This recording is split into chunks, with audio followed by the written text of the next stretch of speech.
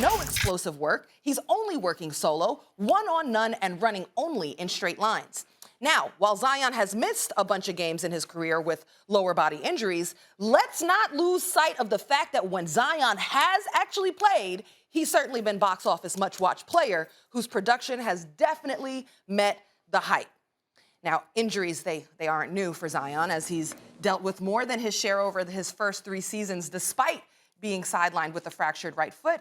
Zion has been a force when healthy, averaging just shy of 26 points per game to go along with 7 rebounds, still just 21 years old, and he's played in 57% of the Pelicans' games since turning pro after 1 season at Duke.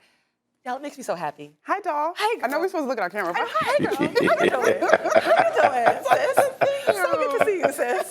You looking like a vision right now. Thank you, darling. Thank you. The colors of everything. I'm glad to see you. Oh, thank you. You know? Yeah. Okay. All right, we'll talk about that later. Thank you. Okay. This is a moment. Marcus, we're happy to see you as well. Damn, I was about to say, damn, what's up, Mark? Can I get a hello? No, I'm just playing.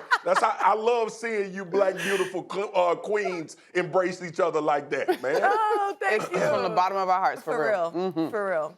So I'm going to start with you, Monica. Okay. So I gave you all that information.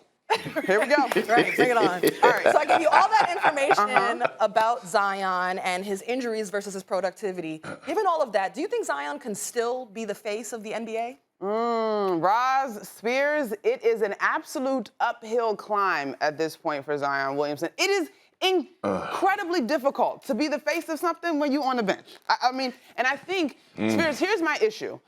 This injury, if it's a foot, it's a lower leg extremity. Zion is a guy who we've already acknowledged, because of his power, which comes from his build, he's going to have to be very particular and monitor closely his body weight. And so for me, a foot injury is something that is going to linger with him in addition to needing to be mindful of his diet and how he's eating. The beautiful thing about this is that he has plenty of coins in his bank account, and he could put a group of people around him, from a chef, nutritionist, additional folks. I think he has to level up a little bit in his mindset as an NBA player still, in that the 4 hours or however long it is that you are on the court in terms of practice cannot be it. I'm looking for him to make a total commitment to his body, his health, and being in the best shape possible in order to be the face of a league. Because right now, I mean, he's quite honestly being lapped by his classmate, and that would be my guy in Ja Morant. Yeah.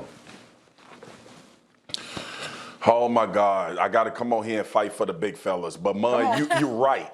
All right, let me say that first. You're right. Okay. But the question is, can Zion still become the face of the NBA? Absolutely. And the most important part is when Ross said he's 21 years old. I'm 100% with you about making the commitment to his body.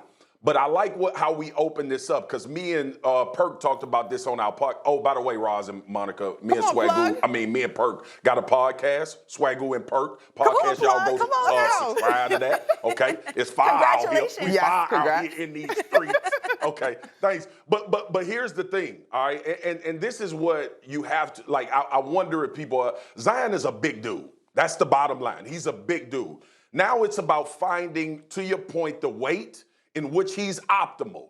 Because we can't visual Zion and say, oh, he needs to be this. He needs to be this stature. They need to find his optimal weight in which he can perform and stay away from these injuries. The meniscus a year ago is the one that bothered me, because I suffered one, and that is the injury that you have to take weight off. That is the injury that, from his explosive nature, that you want to take weight off. But let me get to the point about the face of the league. I love Ja Morant. Don't get it twisted. I think Ja Morant is more of what we see, what I see as a young Allen Iverson more than anybody else in the league. When you talk about how he approaches the game, his build, and how he's explosive and not afraid to go to the cup and do whatever he's trying to do. But when we start thinking about Zion, y'all, let's not forget what this dude was doing. Last year, his rookie year, when he came in, people said he couldn't shoot. He started knocking down threes. They transitioned him to a point forward at times last year for the Pelicans, Monica, and he ran it and was very successful. We know about the ability to jump, the explosiveness.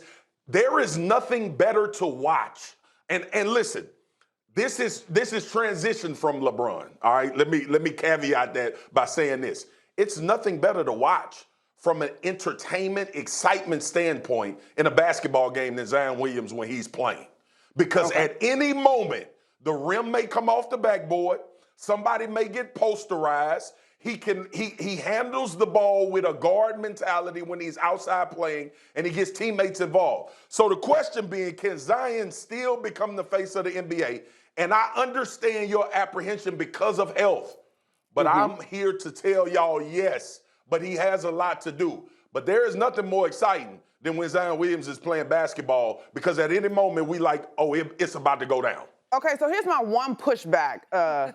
Perk / Spears / what's the podcast name? Spears and Swagoo. Make sure y'all check that out. Swagoo and Perk.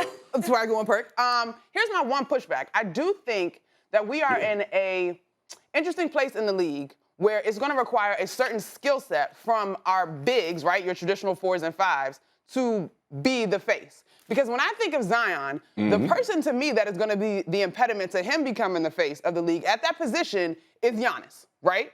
In terms of those guys probably strike being, I mean, this is like a 5-year difference between them, but they will probably be the two that we have the opportunity to look at when LeBron and some of those guys start to head into the sunset, right? So I just think he is a little bit too reliant consistently on the play of a guard as a playmaker, because we have not seen a large enough sample size, Spears, of him doing the things that you mentioned. Yeah. So I am just wondering how sustainable that is. Guys, let me retool the question here real quick. So what if we have to reimagine our understanding of what a successful season would look like for Zion because he has such a unique body? Like, what if in the future, when you figure out what the right weight for him to play is, maybe it won't be a full season is the right thing for Zion. Maybe we have to get used to him playing 2/3 of the season or a load managed season every year of his career to maximize the best of him. Thanks for watching ESPN on YouTube. For live streaming sports and premium content, subscribe to ESPN+.